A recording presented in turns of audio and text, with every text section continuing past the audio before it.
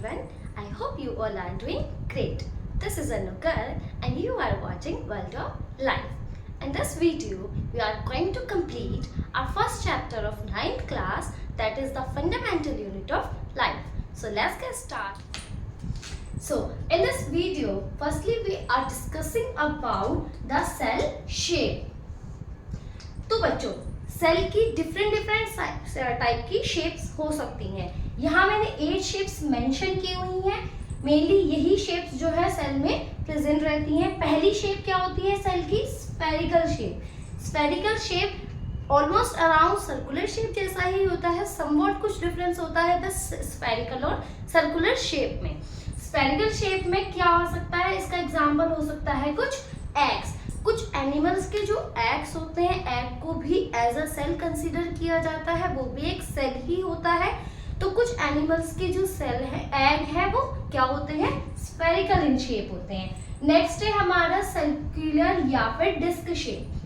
Circular या फिर disc shape कौन सी सेल्स की होती है? आरबीसीज की. आरबीसीज क्या होती है बच्चों? Red blood cell. हमारी जो ह्यूमन बॉडी है या कोई भी एनिमल बॉडी जिसका ब्लड रेड कलर का है, वो क्यों है? Due to the presence of RBCs in their blood. उनके ब्लड में आरबीसीज प्रेजेंट है, जिस वजह से उनका कलर ब्लड का कैसा है? रेड कलर है. और उसी रेड कलर आरबीसीज की जो शेप होती है वो सर्कुलर होती है. उसके बाद नेक्स्ट आ गई हमारी स्पिंडल शेप. स्पिंडल शेप यानी कि थ्रेड लाइक स्ट्रक्चर होता है. किसका होता है? मसल फाइबर्स का. हमारी मसल्स के अंदर कुछ फाइबर्स प्रेजेंट हैं जिनका जो स्ट्रक्चर है वो स्पिंडल शेप या फिर कह सकते हैं हम थ्रेड लाइक स्ट्रक्चर होता है. ठीक है. नेक्स्ट है हमारा ब्रांच्ड, यानी कि इन सेल्स के पास ब्रांचेस प्रेजेंट होती हैं. बहुत सारी ब्रांच होती हैं इनकी. एक ही सेल के अंदर से बहुत सारी ब्रांचेस डिफरेंट एरियाज में निकली हुई रहती हैं. ये कौन सी सेल्स हो सकती है? हमारी pigment cell of the skin. यानी कि जो भी एनिमल्स की बॉडी में स्किन प्रेजेंट होती है, उस स्किन का जो कलर है वो जिन सेल की वजह से प्रेजेंट है, पिगमेंट सेल की वजह से, उन्हीं सेल्स को क्या कहते हैं? ब्रांच्ड सेल कहते हैं. पिगमेंट सेल जो होती है स्किन की वो कैसे होती है? ब्रांच्ड होती है. नेक्स्ट है इलोंगेट सेल. इलोंगेट का मतलब होता है लंबी लंबी लंबी लंबी. लंबी कौन सी सेल्स होती है? Nerve cell. नर्व सेल जो हमारी नर्वस सिस्टम में सेल्स प्रेजेंट है, that is known as nerve cell. वो कैसी होती है? इलोंगेट शेप की होती है. और इलोंगेट क्यों होती है? ताकि वो रैपिड ट्रांसफर कर सके इंफॉर्मेशन का brain to other parts of the body and other parts to the brain of the body. उसके बाद हमारी आ जाती है बीम शेप. तो बीम शेप यानी कि इस तरह की शेप जो सेल्स की होती है वो कौन से सेल्स की होती है? Guard cells of stomata. हमने स्टोमेटा को पहले भी एक बार छोटी क्लास में देखा है कि स्टोमेटा क्या होता है? क्लोरोफिल के अंदर प्रेजेंट होता है. क्लोरोफिल क्या था? प्लास्टिड का टाइप था. उसके अंदर क्या होता है? स्टोमेटा प्रेजेंट होता है जो सनलाइट को ट्रैप करने का काम करता है. ये हेल्प करता है फोटोसिंथेसिस में इन द प्लांट्स. इसी की जो गार्ड सेल्स होती हैं, बाहर की इस टाइप की जो सेल्स इसकी होती हैं, उन्हीं की शेप कैसी होती है ये बच्चों? बीम शेप्ड सेल्स होती हैं. उसके बाद एमोबॉइड सेल्स. एमोबॉइड सेल्स कैसी होती हैं? डब्ल्यूबीसी को एमोबॉइड सेल्स कहते हैं. डब्ल्यूबीसी का मतलब व्हाइट ब्लड सेल. जो ब्लड के अंदर व्हाइट ब्लड सेल्स प्रेजेंट होती हैं वो कैसी होती हैं? एमोबॉइड शेप की होती है. यानी कि इनकी कोई पर्टिकुलर शेप नहीं होती है. ऐसी भी हो सकती है, ये ऐसी भी हो सकती है, ये ऐसी भी हो सकती है, ये कैसी भी शेप की हो सकती है. इनकी कोई पर्टिकुलर शेप फिक्स नहीं होती. उसके बाद होती है हमारी लॉन्ग एंड कॉन्ट्रैक्टाइल. वो कौन सी सेल्स होती हैं? Muscle cells. मसल सेल्स जो हमारी एनिमल बॉडी में, ऑर्गेनिज्म की बॉडी में मसल सेल्स प्रेजेंट हैं वो कैसी हैं? Long and contractile. कॉन्ट्रैक्टाइल का मतलब है वो कॉन्ट्रैक्ट कर सकती है, सिकुड़ सकती है, रिलैक्स हो सकती है, यानी कि फैल सकती हैं. हमारी जो मसल्स होती हैं वो कॉन्ट्रैक्ट भी करती हैं एंड रिलैक्स भी करती हैं. इसीलिए उनका नेचर कैसा होता है? कॉन्ट्रैक्टाइल. इसी वजह से वो लॉन्ग होती हैं ताकि वो इजीली अपना कॉन्ट्रैक्टाइल नेचर जो है वो परफॉर्म कर सकें. हमने सेल शेप्स देख ली है. डिफरेंट टाइप की सेल की शेप्स होती हैं. विद एग्जांपल्स हमने उनको एक बार डिस्कस कर लिया है. अब हम नेक्स्ट देखेंगे हमारे सेल का साइज. सेल का साइज है वो भी डिफरेंट हो सकता है, सेल टू सेल वेरी कर सकता है। सबसे जो छोटा सेल है, स्मॉलेस्ट सेल किसको कहा जाता है? माइकोप्लाज्मा।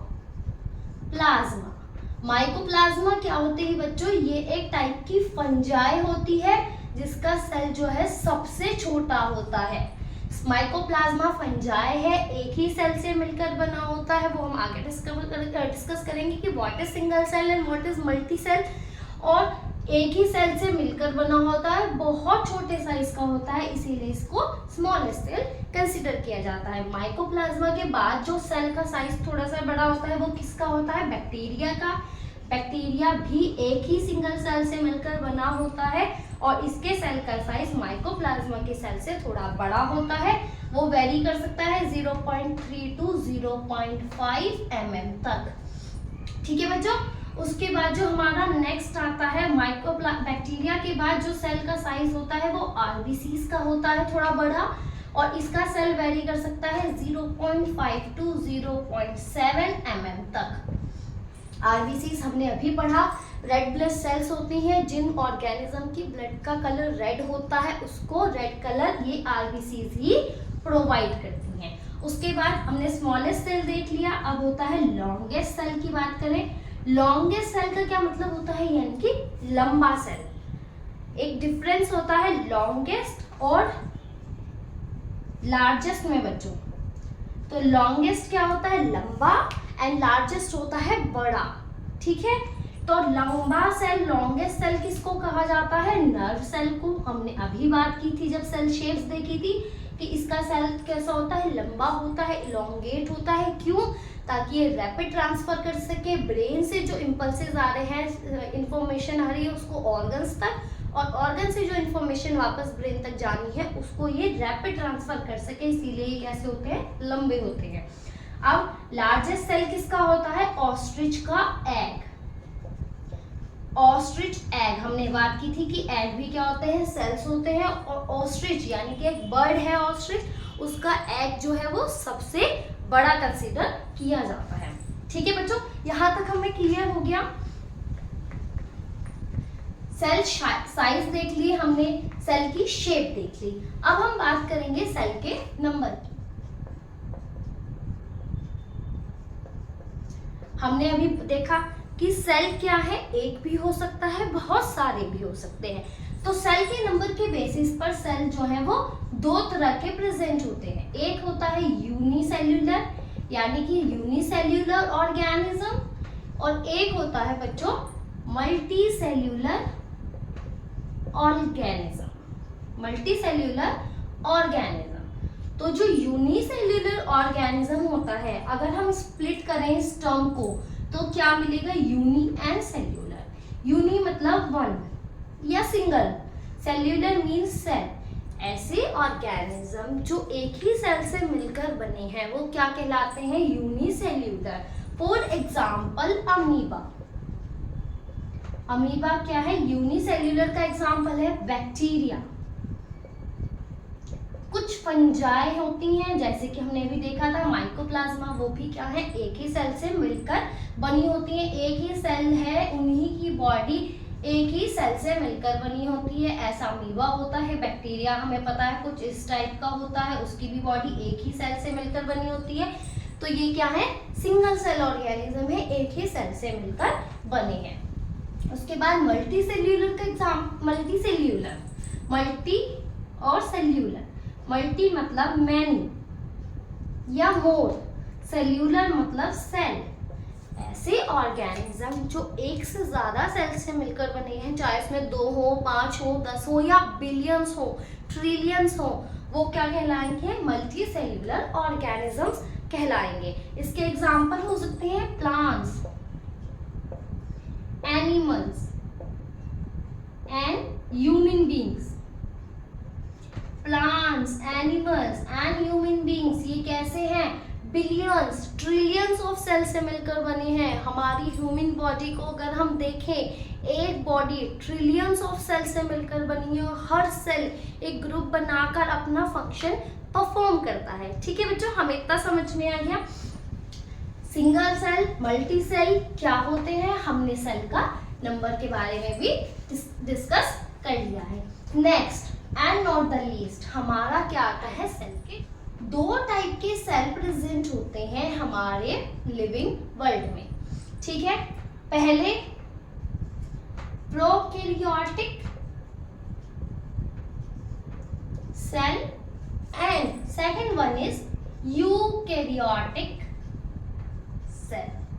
पहले सेल प्रोकैरियोटिक, दूसरी यूकैरियोटिक, दो ही टाइप के सेल होते हैं लिविंग वर्ल्ड में।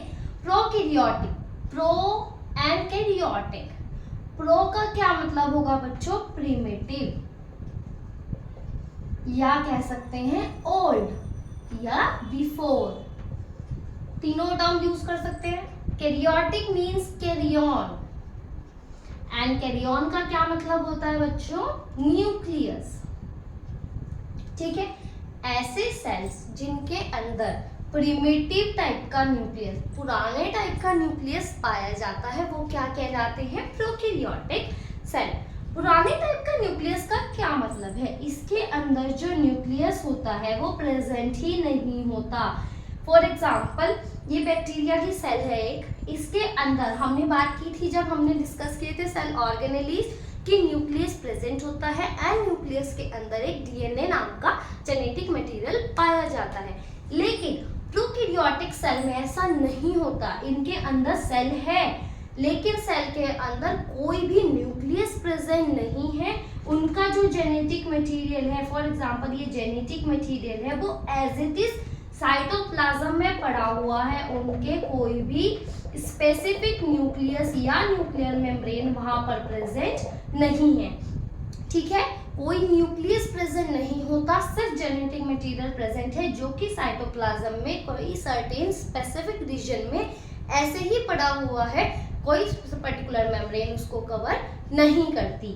इसके अंदर कोई ऑर्गेनेलीज भी प्रेजेंट नहीं होते। प्लाज्मा मेम्ब्रेन होती है, डीएनए होता है जो कि जेनेटिक मटेरियल है, साइटोप्लाज्म होता है, राइबोसोम्स होते हैं, बस और कुछ इसके अंदर प्रेजेंट नहीं होता। कोई cell organelle, membrane bound, non membrane bound, कोई भी इसके अंदर प्रेजेंट नहीं होता। लेकिन एक चीज होती है इसके पास प्रेजेंट, हमने बात की थी, सबसे बाहर क्या होता है बच्चों, cell wall. Cell wall bacteria के पास या प्रोकैरियोटिक सेल्स में प्रेजेंट होती है और इनमें लोकोमोशन यानी कि मूवमेंट करने के लिए क्या पाए जाते हैं, फ्लैजिला। इस तरह के फ्लैजिला होते हैं जो इनको चलने में, मूव करने में हेल्प करते हैं। ठीक है, ये है प्रोकैरियोटिक के बारे में। ठीक है, eukaryotic, you and karyotic. You का मतलब न्यू या फिर कह सकते हैं true. Karyotic again carry on, carry on का मतलब न्यूक्लियस। ऐसे सेल्स जिनके अंदर ट्रू न्यूक्लियस है यानी कि इनके अंदर सेल के अंदर एक स्पेसिफिक न्यूक्लियस प्रेजेंट है एंड डीएनए उसी के अंदर प्रेजेंट है। एक न्यूक्लियर मेम्ब्रेन भी न्यूक्लियस को कवर करती है, एक पर्टिकुलर न्यूक्लियस का रीजन प्रेजेंट है सेल में यानी कि न्यूक्लियस इसी रीजन में प्रेजेंट होगा सेल के। इनके अंदर साइटोप्लाज्म भी है और सारे सेल ऑर्गेनेलीज भी प्रेजेंट है, mitochondria, ER, Golgi complex, ribosomes. Ribosomes तो हालांकि इसमें भी थे लेकिन वो इसमें भी है, लाइसोसोम्स, वैक्यूल, इसमें सब कुछ प्रेजेंट है। यूकैरियोटिक सेल एक well defined fully developed cell को कहा जाता है। मेन डिफरेंस क्या होता है दोनों में, न्यूक्लियस का, कि इसमें जो न्यूक्लियस है वो प्रेजेंट नहीं होता, सिर्फ न्यूक्लियर मटेरियल यानी कि डीएनए प्रेजेंट है। इसके अंदर न्यूक्लियस भी प्रेजेंट है, उसके अंदर डीएनए प्रेजेंट है, न्यूक्लियस एक मेम्ब्रेन से भी कवर्ड है, सारे सेल ऑर्गेनेलीज भी पाए जाते हैं। ठीक है बच्चों, तो डिफरेंसेस क्या है हमने देखा, अभी हमने बात की कि एक तो डिफरेंस आ गया न्यूक्लियस का कि इसके अंदर न्यूक्लियस वेल डिफाइंड नहीं है, प्रॉपर नहीं है, इसमें प्रॉपर न्यूक्लियस है। दूसरा मेम्ब्रेन बाउंड ऑर्गेनेलीज का एमबीओ लिख रहे हैं, मेम्ब्रेन बाउंड ऑर्गेनेलीज नहीं प्रेजेंट है, इसमें प्रेजेंट है। उसके बाद हमारा राइबोसोम्स, हमने राइबोसोम्स तो देखे कि दोनों में ही प्रेजेंट है।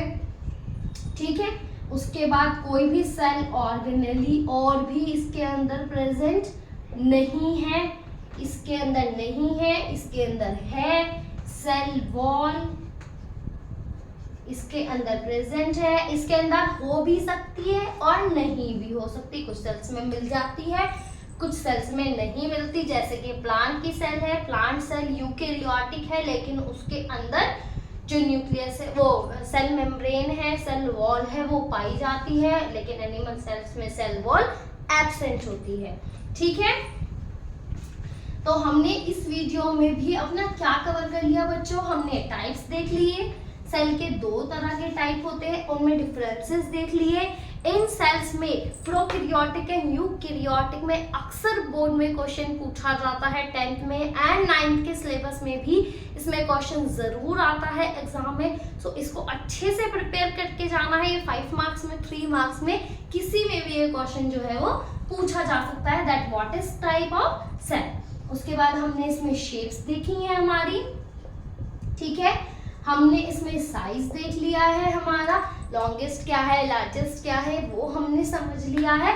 हमारा ये चैप्टर था fundamental unit of life, 9th class के लिए first chapter fundamental unit of life हमारा कंप्लीट होता है। If you think this video to be helpful for you, do like, share and subscribe the channel for such knowledgeable videos. Thank you.